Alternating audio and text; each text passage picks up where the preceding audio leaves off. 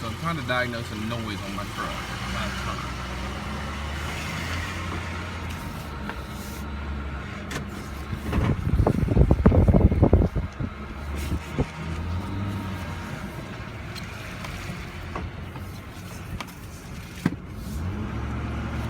I did it one just a second ago. I'm trying to get in this other parking lot.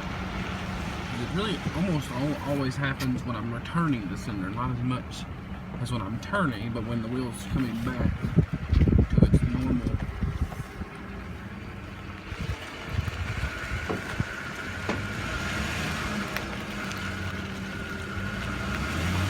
Come back, my right hand.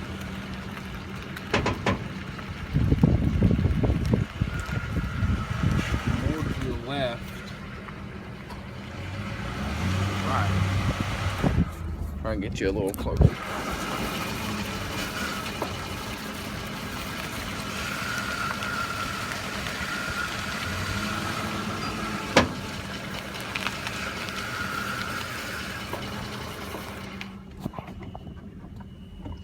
Any help would be greatly appreciated. Like I said, it's more when it's coming back to center